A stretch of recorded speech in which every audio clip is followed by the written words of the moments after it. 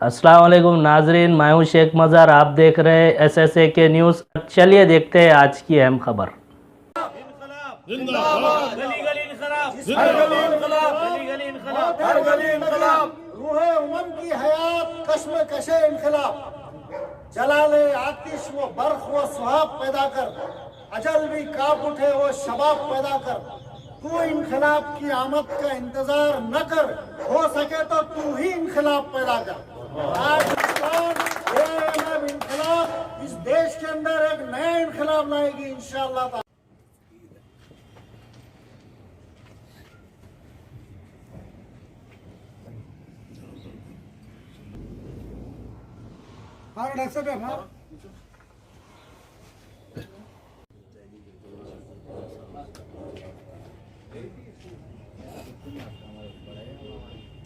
अब आपके सामने सरदार जतेंद्र सिंह साहब किसानों के ताल्लुक से क्या काल नमस्कार। सबको मेरा मैसेज जहाँ जहाँ तक जा रहा है मैं सबको जो है सलाम करता हूँ। जैसे कि आप लोग जानते हैं दिल्ली में किसान भाइयों के साथ बहुत बड़ा जुल्म हो रहा है और ख़ास तौर से हमारे सिख भाई कम्युनिटीज़ के साथ काफ़ी जुल्म हो रहा है। कम से कम 20 से 30 आदमी जो है सो जान गंवा चुके हैं ये कंट्रोवर्शियल बिल की वजह से। और हिंदुस्तान ख़ास तौर से बीजेपी की ये पॉलिसी रही है कि वो कंट्रोवर्शियल बिल पास करते जा रहे हैं। जैसे कि CA, NRC, NPR पास करे थे, फिर अब जो है सो किसानों की बिल पास करे। अरे भाई, किसान तो एक ऐसी चीज़ है जिसकी वजह से पूरे हिंदुस्तान की इकोनॉमी चल रही है। किसान की वजह से इंसान चलता फिरता खाता पीता, यही लोग खाना खिलाने वाले हैं। और मोदी को ये समझना चाहिए कि अगर खाना खाएंगा तो वो खुद जो है सो चल फिर सकेंगा। अगर जो है सो किसानों के साथ जुल्म होएगा, किसानों के साथ ज़्यादती होएंगी तो अनाज कहाँ से आएगा? अनाज कहाँ से आएगा? किसानों का हमारा ईमान, किसानों का सम्मान होना चाहिए, किसानों के साथ रहना चाहिए, किसानों को हेल्प करना चाहिए। मैं ये कहूँगा कि जवानों से ज़्यादा किसानों का रोल रहता है, क्योंकि जवान भी जब खड़ता है बॉर्डर पे तो किसान का जो खाना आता है, चावल आता है, वो खा पी के तंदुरुस्ती से खड़ सकता है, वरना नहीं खड़ सकता। तो ऐसे वक्त जो है सो बीजेपी जो अपनी एक डिक्टेटरशिप चला रही है, एक अडानी और अंबानी के हाथों में बिक चुका है। आप देखिए BSNL जो है सो पूरा प्राइवेटाइज़ कर दिया गया और आपने देखा कि एक डीलिंग में जो है सो अंबानी को 40 करोड़ की ज़मीन जो है सो 1200 करोड़ की ज़मीन को 40 करोड़ में दे दिया मोदी, और अंबानी पलट के उसको जो सो 1200 करोड़ में बेच दिया। तो ये धंधा चल रहा, उन्हें उसको दे रहा, उन्हें उसको दे रहा, बेच लेके जो सो बांट ले रहे हैं। तो इस तरीके से हुकूमतें नहीं चल सकती। इस तरीके की हुकूमत ज़्यादा दिन चलने वाली नहीं है और इनकलाब आएगा, तख्तो-ताज ज़ालिमों का पलट जाने वाला है, वो दिन दूर नहीं है। तो मैं जो है सो हमारी सेंट्रल गवर्नमेंट, बीजेपी गवर्नमेंट जो कि मोदी की गवर्नमेंट है, भ्रष्टाचार की गवर्नमेंट है, बलात्कार की गवर्नमेंट है, अत्याचार की गवर्नमेंट है, ऐसी गवर्नमेंट से अपील करता हूँ कि किसानों को इनके मांगें पूरी की जाए। किसानों के साथ जुल्म हो रहा है, किसानों के साथ जुल्म ज़्यादती हो रही है। हद ये हो गया है कि सर्दी में कई लोग वहाँ पर बीमार होकर मर जा रहे हैं, लेकिन जो है इनके कान पर जूं नहीं चल रही।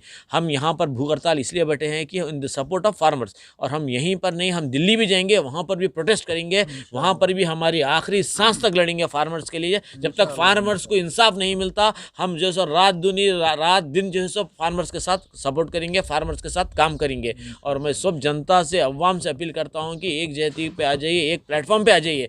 एक प्लेटफॉर्म पे जब तक नहीं आएंगे तो इसी तरीके से ये जो है सो डिवाइड करते रहेंगे, फार्मर्स को डिवाइड कर देंगे, हिंदू मुसलमान को डिवाइड कर देंगे, पोलराइजेशन ला देंगे। तो इस तरीके की कम्युनल पॉलिटिक्स कर रहे हैं। ये यहीं नहीं, पूरे हिंदुस्तान में इसी तरीके से चल रहा है। तेलंगाना ले लो आप जो है सो कोई स्टेट को जाके देखिए, हिंदू मुसलमान सिख ईसाई को लड़ा देना चाह रहे हैं, लड़ा कर जो है सो अपनी कुर्सी के लिए, अपनी इख्तदार के लिए। तो ऐसी हुकूमत को जो सपोर्ट नहीं करना चाहिए।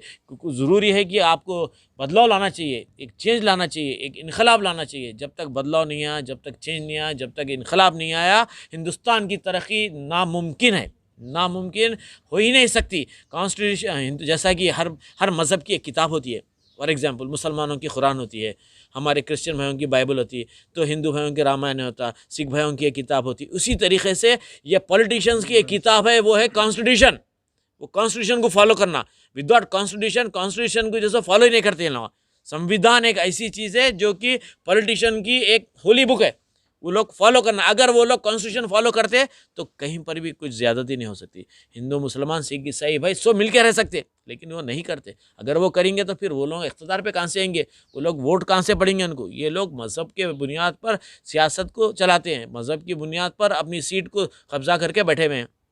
तो मैं सब आम जनता, आम पब्लिक से अपील करता हूँ कि आगे बढ़ के आइए, चलो दिल्ली एक प्रोग्राम लगाएं, चलो दिल्ली बचाए किसान को बोलकर एक प्रोग्राम लगाए, और इंशाअल्लाह ताला ये बिल्स को जो है सो हम बैन करेंगे। जितने भी कंट्रोवर्शियल बिल्स है, जितने भी जो है सो अगेंस्ट द कॉन्स्टिट्यूशन है, जितने भी अगेंस्ट द ह्यूमैनिटी है, हम उसके लिए हाईली प्रोटेस्ट करेंगे, चाहे इसके लिए हमारी जान चले जाए, लेकिन हम जो है इंसाफ के लिए लड़ेंगे। We will fight for the justice till our last breath, we will not leave a single stone unturn इंशाअल्लाह ताला।